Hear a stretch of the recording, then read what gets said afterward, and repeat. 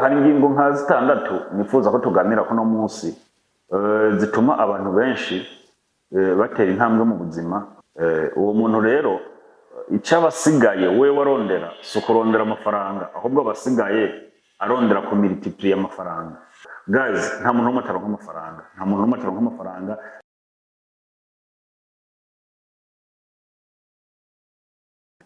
Welcome guys, hano kuri We Talk Business nk'uko bisanzwe. Nanje ndi Kiboss canke Young Billionaire. Turi ngaha kugira ngo tuganire business, tuganire uko abantu batera imbere mu buzima bwa minsi yose, uko abantu bagiye bava ngaha bagashika ahandi, intambwe umuntu wese ashobora gutera mu buzima. Dukora business, tukavuga business, niyo mpamvu tuba turi ngaha igihe cyose tuganira namwe kugira ngo turabe ukuntu dushobora kungurana ivyiyumviro no kugira ngo turabe ukuntu dushobora kwiteza imbere. Nico gituma tubatumirira kubandanya mukurikirana urubuga rwacu, kugira subscribe no kugira n'amapartage menshi, kugira ngo ibi tuba turiko turavuga canke turiko turavuga ibyo dukora bishobore gushika kuri henshi hashoboka, kugira ngo bishobore kudufasha twebwe namwe n'abandi badashobora kubona bino biganiro direct, mugabo bashobora kubibona inyuma y'igihe canke kiriya. Guys, abantu benshi bazi yuko kuronka amafaranga canke gutunga amafaranga ari umugisha. None twese niko tubyumva. Gutunga amafaranga n'umugisha canke biva mu maboko y'umuntu, biva mu gukora. Hari ingingo nka zitandatu nifuza ko tuganira kuno munsi zituma abantu benshi batera intambwe mu buzima canke batunga amafaranga, gusumbasumbana, kuko nibaza yuko abantu bose turatunga amafaranga, canke abantu bose baratunga amafaranga, canke abantu bose barakorera amafaranga.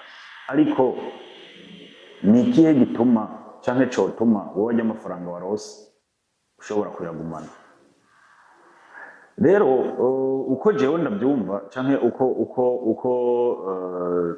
ndabivuga, hari inzira novuga ko ari zibiri umuntu ashobora kuronkamo amafaranga. Aho ndiko ndavuga umuntu nka kujya bavuga ngo izo zose zibika zaramagi, uko umuntu ashobora kuva muri iyi akaba umuswi hama akaba inkoko ikuze. Rero umuntu yavuye muri iyi ataca afise, sico kimwe n'umuntu yavuye, hari uwundi muntu nawe ava muri iyi yaramaze kuba inkoko. Rero abo bantu n'abantu babiri batandukanye. Rero ndiko ndashaka kuvuga abo babiri uko bose baronka amafaranga. Icya mbere, hari abantu baronka amafaranga kuko bayasigiwe n'abavyeyi canke kuko bayahawe n'abavyeyi bakihari. Uwo muntu rero icyo abasigaye we warondera si ukurondera amafaranga, ahubwo abasigaye arondera ku multiplier amafaranga. Hakabaho rero n'uwundi muntu nawe avuka aje ari ligi, akaza kugwana nuko azoba umuswi nuko azoba inkoko ikuze. Uwo rero nawe afise uko aronka amafaranga, amaze kuyaronka akazokwiga no kugera ayo mafaranga no kuzoya multiplier. No kuvuga n'abantu babiri bagize iki batandukanye. Rero uwahawe amafaranga n'abavyeyi cyangwe uwayasigiwe n'abavyeyi sinza kumutirako cyane, kuko uwo wewe aza kwisanga muri detail y'ivyo ngiye kuvuga. Sinza kumuvuga ko cyane, mugabo uko ivyo ngenda ndavuga nawe arazagenda yumva ikibanza ciwe. Ariko ndiko ndavuga rero ku wa kabiri nawe wewe atayasigiwe n'abavyeyi canke atayahawe n'abavyeyi, ahubwo yavutse ari ligi hama akaba umuswi. Uwo muntu rero yavutse ari ligi hama akagwana no kuba umuswi, hama akagwana no kuzoba inkoko ikuze. Hari ubugero nko mu mafaranga, arico kiva mu gukora. Sinza kuvuga ngo gukora cyane, oya, kubera yuko jewe gukora cyane sinemerera mu ico kintu. Iyo mvugo nanjye uzosanga ndayikoresha, mugabo sinemeranye nayo, ndaza kubabwira impamvu. Rero no kuvuga ngo umutahe w'umukene ni inguvu ziwe. umutahe w'umukene ni ubuziyo. Wowe wavutse usanga ataco ufise, umenye yuko umutahe wawe ari inguvu zawe. Ivyo rero wowe uzoshike kwiterambere ntibizogusaba yuko ngo bansigiye angahe canke ngo bazompa angahe, bisaba yuko uwo mutahe wawe ari utangurana azero. Swat nukurondera aho yakorera, bizona gusaba na discipline nini kugira ngo ushobore kwizerwa, kuko ushobora gukorera hano umunsi bakakwirukana, ejo ugakorera handi bakakwirukana, ugasanga ntihugazogira stabilite yo kugira ngo ushobore kugira iki, ushobore kugumya uronka ayo mafaranga kugira ngo ushobore kugira iki, ushobore kugira aho wayabyaza ayandi. Rero uyu muntu uko aronka amafaranga nuko yagarda bimusaba gukora neza no gukoresha ubwenge. Nivyo bintu bibiri, gukora neza no gukoresha ubwenge, kuko iyo ukoze neza abukorera umukoresha wawe aranezerwa. Ashobora kutazoneza kugira ngo uhembe menshi, mugazo azoneza kugira yumve ari fiere yo kuguma gukoresha. Gukorana ubwenge naho nuko uzomenya ry'amafaranga yaguhemvye make, uko ushobora kuyinvestisa ahandi kugira vyare menshi. Uko rero nuko niyo nzira ya kabiri umuntu aronkamo amafaranga, wa wundi yagize iki, wa wundi yatanguriye azero. Guys, nta muntu n'umwe ataronka amafaranga, nta muntu n'umwe ataronka amafaranga, nta muntu n'umwe kwino si y'Imana, Imana itaye chance yo kuronka amafaranga. Ushobora kuza kuntera ibuye canke ukabivuga ko uvyumva, mugabo nta muntu n'umwe kwino si y'Imana, Imana itaye chance yo kuronka amafaranga. Gerageza nawe urabe mu buzima bwawe, uza gusanga hariho umunsi umwe canke ubiri wigeze kuronka amafaranga asumba yo kuronka uno munsi. Niwo bona runo munsi amafaranga uri kuraronka adahuye n'amafaranga waronka mu minsi iheze, ayo waronka mu minsi iheze ariyo menshi, utuza kugira rumoro ku mutima uvuge ngo kiriya gihe ari amafaranga kubera iki ntayakoresheje ico yategerezwa gukora. Kandi ndaza kugahinda abantu benshi tukagendana kubera iki, hari igihe twaronka amafaranga tukabona umengo tuzoguma tuyaronka, mugabo tugeze uno munsi tukabona ayo mafaranga ntitwagumye tuyaronka, ca tugira iki, niho tuca tuza kwirya umuhari tukumva tugiye kwicuza impamvu amafaranga tutakoresheje ico twagomba kuyakoresha. So rero amafaranga abantu bose barayaronka, nawe urayaronka, naje ndayaronka, n'undi arayaronka, ariko kubera iki twese turonka amafaranga mugaka batari twese dushobora kuyagumana? Aho niho haza question. Twese turonka amafaranga ariko si twese dushobora kuyazigama. None no kubera iki? No kubera iki? Hari inzira ngira ngenda kukubwira, ushaka wokorerako canke ni wabaza ni wanaganira n'abandi bantu bafite amafaranga canke bayabitse, uzosanga utwo tuntu baratugendeyeko kandi ugasanga twarabafashije gushika ku iterambere. Hari ubumenyi bubiri ushobora kugira canke ushobora gukoresha, inzira zibiri canke zitatu ushobora gukora amafaranga warose ukayagarda kandi akazogushitsa ku iterambere, peu importe umwanya bizosaba, kuko abantu benshi tunanirwa no gutera imbere kuko tuguma twumva umengo turapfuye, twiha ama deadline ya hato na hato, tugire vision ndende. Ico uriko urakora canke ico ushaka gukora none umunsi wo gukora no mu myaka 5 iri imbere wo gukora mu gihe hari cakamaro, peu importe umwanya bizosaba, ahubwo ni izihe ntambwe wocako mu kusavinga amafaranga yawe kugira uzoshike kwa kiriya kintu cawe. Hari ubumenyi rero ushobora gucako kugira ngo ayo mafaranga yawe ushobore kuyagarda, wongere uyabyaze umusaruro, ushobore kuyagarda cyangwa wongere uyagumye, wongere uyamultiply. Icambere hariho kumenya kudiringa n'abantu canke gukonvenga. Ushobora kuba uratanga ka business kawe, ubu twamaze kwinjira mu gihe nyezina ukeneye abantu, uratanga ka business kawe ukora gakora, ikintu cyambere ukeneye kugira ka business kawe kaduge canke kabeho neza canke nawe ushobore gutera imbere no kumenya kudiringa n'abantu. No kumenya kudiringa n'abantu, kuko nicyo tumwe uzosanga ama companies akomeye ku isi, uzosanga aba founder bayo tubazi, mugo ugiye kubaraba ama company yabo ugasanga bafise n'ibice 20% canke 30% canke 15%. No kubera iki? Business barazubatse zitanguye kuraninga, bahamagara aba investisseur basukamo amafaranga, hamwe bo bakuramo yabo, barigira kuyasuka ahandi. Mugabo kubera ari we mufounder w'ico kintu uzoguma wumva naka mugabo ibice afise mwiyo company ari bike, yaciye agira iki, yaradirinze n'abandi baza gushoramo amafaranga, hama wewe warayakuramo usigaranamwo ayo ngaha yandagenda kuyagira iki, yandagenda kuyashira mu handi. Ukeneye rero kumenya kudiringa n'abantu. Kudiringa n'abantu ni gute? Ni ukuvuga ngo ukeneye kumenya ati jewe okay, no business yanje nayikoze kandi ndabona iriko iragenda neza, mugabo nkeneye abantu baza gushiramo amafaranga. Ico uzokora rero ni gute? Umenya ati mbega kugira aba investisseur baze gushira amafaranga muri companies yanje, muri company yanje bigenda gute? Kumenya kuganira nabo, kumenya kumvisha umuntu hawurenze, kumenya kumvisha umuntu uti kumvisha umuntu ukuntu aguwa gukeneye, ukuntu umuntu wagukeneye kugira ngo mufatanye urugendo rw'akazi. Ako kantu rero abantu benshi batera imbere, ako kantu niko kantu ka mbere bagenderako canke kabafasha. Uzurabe naho uzoba umudandaza w'ibiharage ruguru canke ahandi, umenye yuko hari ikintu ukora kugira ngo aba grossiste bumve yuko bagukeneye kugira ngo bashobore kuguha amafaranga yabo, wewe uduze umutahe bazoza baraza gupakira iwawe. Ico kora ni iki?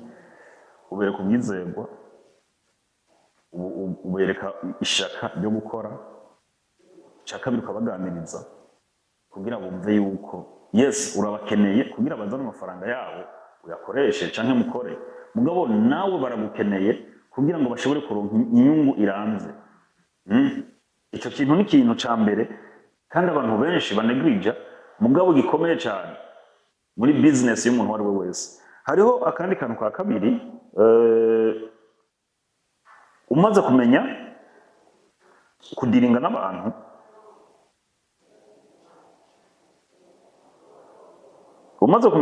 n'abantu, igikurikirana kigira iki? No gusoma umuntu ugiye kudiringa nawe. Develop mindset yawe ku buryo wowe umuntu muri ko muraganira ushobora kuvuga ngo umuntu azongeza kure canke ntazongeza kure, kandi biraboneka. Hari igihe uganira n'umuntu ukavuga n'umuntu ibintu tuganiriye biherera ngaha nyene, n'umuntu ibintu tuganiriye nize guherera ngaha nyene, canke ibintu tuganiriye n'umuntu nta buseriye burimwo, canke uyu muntu naho twokorana ntitugira tuganire, ntitugira dukorane ya nyungu win-win, ya business win-win. Uyu muntu ndabona ashakamo inyungu, mugabo jewe sinzomuronkamo inyungu. Ako nakandi kantu gafasha kugira ngo ushobore kugira iki, ushobore gukingira business yawe. Ndiko ndaganira nande, uno muntu ashaka kuza kunshoramo amafaranga ninde? Ese ashaka kuza kunshoramo amafaranga kubera iki? Okay, namubwiye undi we, namubwiye ukuntu nkora ego ibi na biriya, mugabo cuja kuri kote yiwe. Ese uyu muntu ashaka kunshoramo amafaranga agamije iki? Ninde? Yifuza ko ndamushika nahe, nawe yifuza kunshika nahe?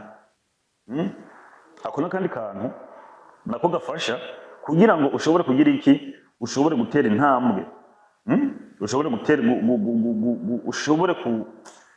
intambwe, ushobore kugira aho uva, naho ushobora kugira iki, naho ushobora kugera.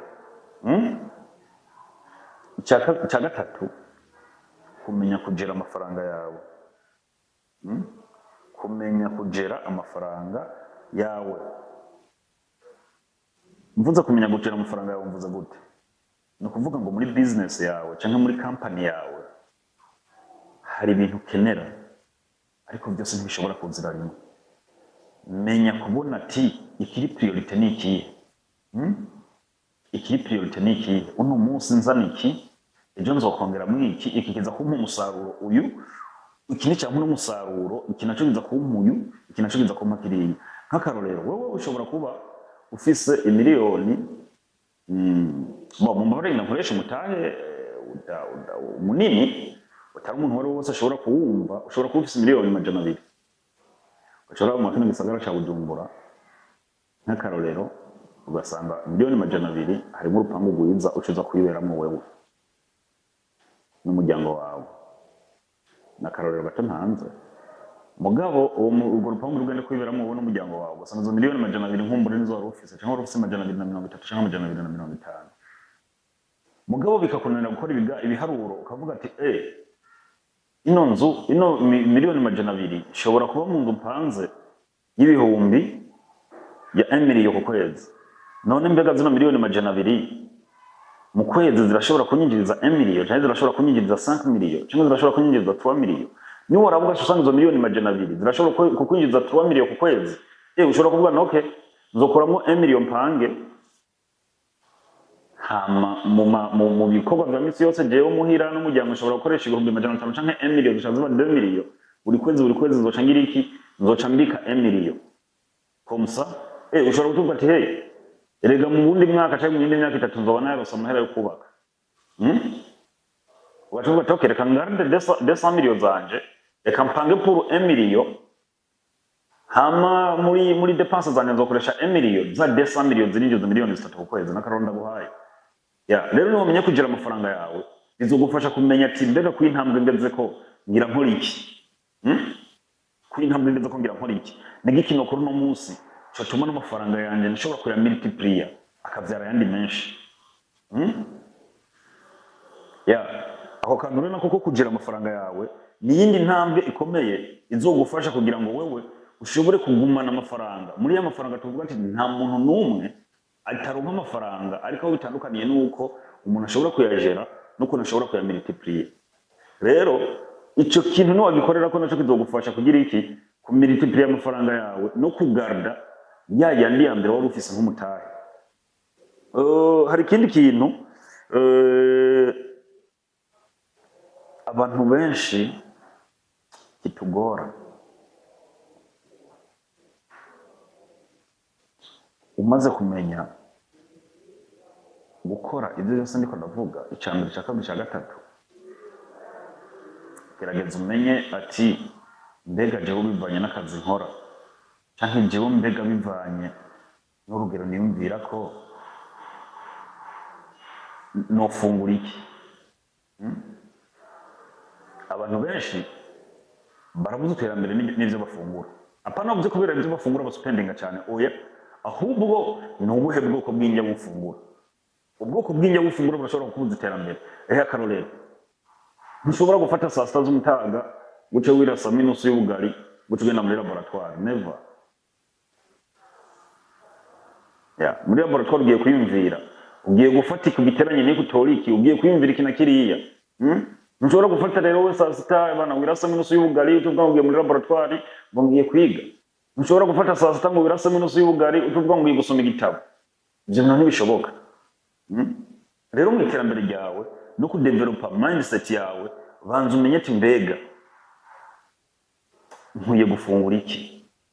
Ko ngiye kwiyumvira cyane mbega ko ngiye kwiyumvira cyane nkwiye gufungura iki. Ikindi naco umenye ati mbega ko ngiye kwiyumvira cyane ni hehe ntegerezwa kuba ni kihe kibanza ntegerezwa kuba ndimo kugira ngo numva ndi comfortable kugira ubwenge bwanjye bushobore kubudevelopa. Ntushobora kumva yuko ugiye kudevelopa ubwenge ucuca muri salle de cinéma. Rero nako kandi kantu ko kumenya ati mbega jewe bivanye n'aka kazi nkora nkwiye gufungura iki.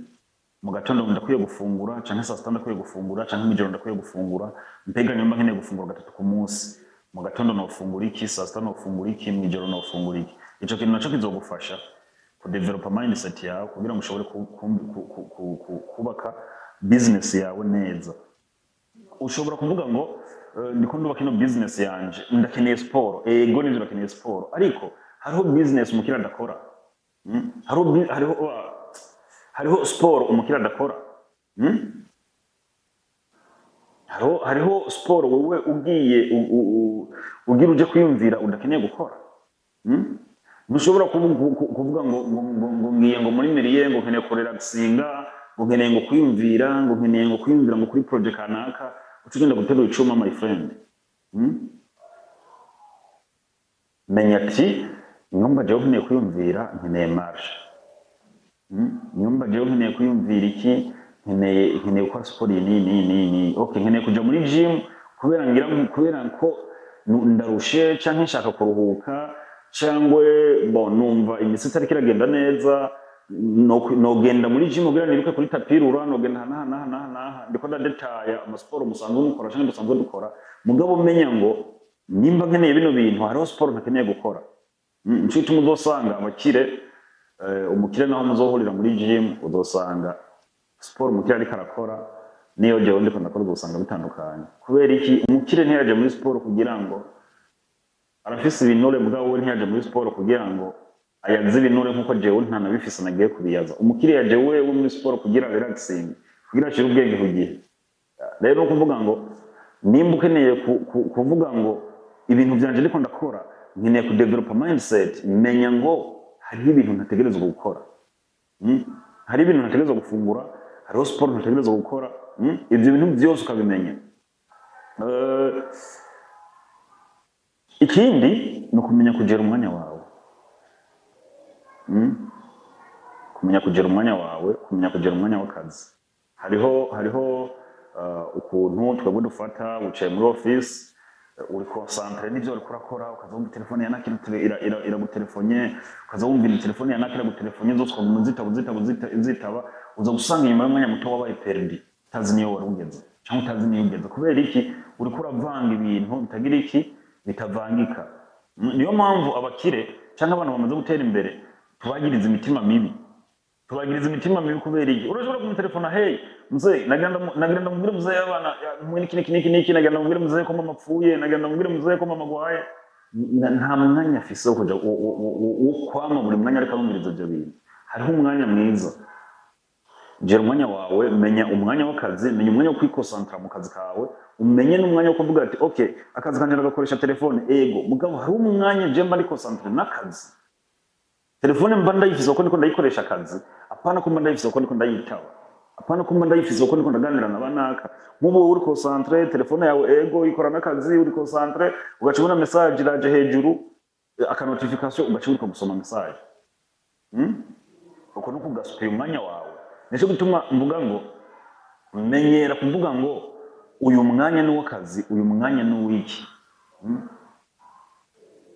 ikindi kintu naco inshuti zacu n'abagenzi bamenyere kumva yuko yes nakwitavye ego sinakwitavye nyene mugabo reka kumva yuko umuntu wese atakwitavye ari kubera gukwefye reka kumva ko umuntu wese okay tureke kwikunda wewe wumva yuko umengo ni uri prioritaire ku muntu nakategerezwa kunyitaba ego ategerezwa kwitaba kubera niye mpamvu tuma nakayumva ko ategerezwa kwitaba ese uri priorite mu mwanya nta kindi kintu ariko arakora bisumba ibyo bintu wagira umubwire ese oya ntaco ivyo bintu wagira umubwire ego biri priorite mwako kanya arabikeneye cyangwa nawe urabikeneye mugabo ese nimba mu minota 30 ishize atakwitavye inyuma y'amasaha abiri zo kwa byataye agaciro tureke kuza turakiza inshuti zacu kumva yuko kuba batakwitavye ari kubera bagukwefye cyangwa kubera bakuburiye umwanya ahubwo tumenyere ku development zacu twumve yuko umuntu ashobora kureka kukwitaba kuko ari busy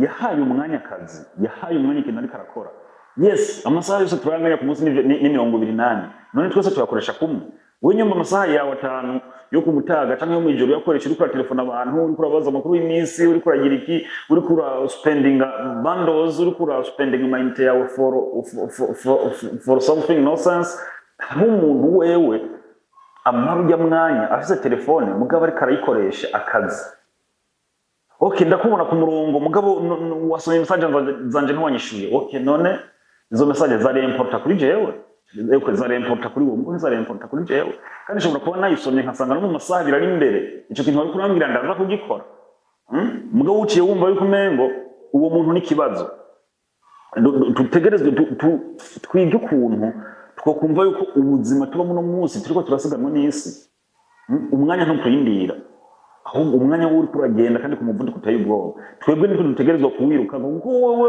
udashatse kwiruka n'umwanya hariho umugenzi wawe kariruka n'umwanya kandi umenye ko mutazoshikira rimwe umenye ko mutazoshikira rimwe uno munsi indwi usudomengo na masaha 3 ariko my friend ku muntu afise ariko arakora mugabo wowe indwi yakubereye umutwaro uciye ushaka n'undi muntu yuko indwi mubera umutwaro rero twige kugera imyanya yacu twige kugera ibikorwa ndiko ndakora bino bintu menyera gukora ibintu wateganije Okay, menyera kubona ati okay, saa kumi zirageze mbega ibintu nabikora n'umunsi nabikoze oya umwanya hasigaye amasaha angahe nari kurya nari kuba nshitse muhira 20 okay oya nza gushika muhira 22 kubera iki hari ikintu ntarakora kandi ntegerezwa gukora. Ikindi gikurikira my friend, tumenye kuvuga oya. Tumenye kuvuga oya. Menyera kuvuga oya mu bintu bya ukora, menyera kuvuga oya. Inshuti yawe iraguhamagaye n'umunsi ku mugoroba nifuza ko tuzaganira, nifuza ko dusohoka, nifuza ko dukora ibintu, mubwira oya. Ntiwabinteguje ntibiri kuri sorry, ntibiri kuri programme y'ino munsi. Maybe next week naho nyene mu gihe woba wabimbwiye tugafata umwanya uri exact tukabiplanifya. Menyera gukora ibintu wapanze, menyera kuvuga nti uno munsi napanze ibintu ibi maybe bishobora kutabikwiza cyangwa nkabimara kare mugabo ndabimaze kare ntibisubira ku wundi mwanya usigaye cyangwa spending mu bintu bidakenewe oya, ahubwo cuba bikindi kintu utakoze ejo cyangwa wokoze hirya y'ejo gukora no munsi kuko umwanya uri kuragenda. Tumenyera kuvuga oya muri business kanaka, menyera kuvuga oya, menyera kubwira abantu ko tamwanya ufise. Mu minsi ya mbere ntibazokumva, mu minsi ya mbere ntibazogutahura mugabo umwanya uko uzogenda bazogenda baragutahura. Menyera kubwira abantu oya, menyera kubwira umuntu ko tamwanya ufise. Imenyereze kumva yuko umwanya ari amasaha 24 atari umwanya muremure, umunsi ko amasaha 24 atari umwanya muremure. Menyera ivyo bintu kiri ku ntebe y'ishure, menyera ivyo bintu ukiri muto kugira ubikurane. Wumve yuko umuntu wese adashobora kuza kuguprofita vagabo mu mwanya wawe mu bintu ariko urakora ngo tugende muri ibi agutesha intumbero y'ivyumviro vyawe. Ni uha intego, ni uha ikintu ushaka gushikako kandi uzoshika. Ariko ikintu cambere gituma twese tudashika, cyo ikintu cambere gituma dushika dutevye nuko tuguma twihenda ngo turafise umwanya. My friend, nta mwanya dufise. Nta mwanya dufise. Dufise umwanya wo guplanifya ivyo tuzokora mu minsi iri imbere, ariko ntidufise umwanya wo kwicara ngo tuzoplanifya mu minsi iri imbere. Umwanya wo guplanifya no munsi. Ico nemera gusa ushobora guplanifya, urafise umwanya wo guplanifya ivyo uzokora mu minsi iri imbere, mugabo ntufise umwanya wo kwicara ngo uzoplanifya mu minsi iri imbere. Uwo mwanya ntawo ufise. Menyera kumva mu buto bwawe, menyera kumva ko uri kwishure, menyera kumva yuko ufise ikintu utegerezwa gukora apari ishure, menyera kumva ko uvuye kwishure apari yo kubosa ivyo kwishure bazokubaza bacugenda kubivuga mugabo batazokwigisha ukuntu ushobora kudevelopa mind, batazokwigisha ukuntu ivyo twiga kwishure twumva umengo kubosa gufata ibintu ku mutwe niko kudevelopa mind, ariko ntabwo ari ivyo my friend. Menyera rero kumva yuko uri kwishure, ego navuye kwishure, okay nabose je byakunze, menyera kumva ko ufise kandi gako gutegereza gukora. Menyera kumva ko ushobora kugenda nyomu ufise itongo, menyera kumva ko ushobora kugenda kuri imicibare. Menyera kumva kiri muto ushobora kubwira papa woti mpagahene ndakaragire, mpaganya na kinka ndakahirira. Menyera kumva kiri umwana kumva ko atamwanya ufise wo gutakaza. Menyera kumva kiri muto kumva ko atamwanya ufise wo gutakaza. Ibi rero ni ibintu byo bimfasha, ni ibintu kandi ngira ko ni ibintu nagiye nsoma ku bantu benshi bateye imbere kandi nanje nkabyapeka mu buzima busanzwe, nkanavyiga mu buzima busanzwe kandi nkasanga ni ibintu biteza imbere abantu canke bituma umuntu yumva ko ari prive ku bintu kanaka bidafise akamaro, mugabo kumva yuko ico wewe wategerezwa gukora umwanya wiwe ari ukuwukoresha mu mwanya nyene ukenewe kugira ngo ashobore kugira iki, ashobore kumva yuko buri mwanya ari bize, buri mwanya afise ibintu ariko arakora. Ivyo bintu nivyo bizogufasha kugira iki, kuva ahantu uri no munsi ukumva ko mu myaka yawe 15, kumva ko mu myaka yawe 18 ushobora kuzogira imyaka nk'ije mfise, ufise ahantu ushoboye kugira iki, ufise ahantu ushobora kuba waramaze kugera. Thank you for watching this video. Ico usabwa no kugira s'abonner, ico usabwa no kugira partage, kubera ko bino bintu jewe mvuga canke ibi dukorera muri WeTalk Business ntabwo ari inyungu zanje, ntabwo ari n'inyungu zawe, ahubwo ni inyungu za bagenzi bawe. Wowe ushobora kutakugirira akamaro, mugabo umugenzi wawe ukamugirira akamaro. Nico gituma sharinga video no kumwima amahirwe canke no kunyima amahirwe jewe nshobora kubona kino kiganiro n'undi ashobora kubona kino kiganiro n'undi muntu wese ashobora kubona ibindi biganiro bishobora kugira iki bishobora gutuma ahindura imyumvire yiwe no munsi bishobora gutuma hari ahantu ashobora kwiyumvira harutaho yakariyumvira no munsi ciao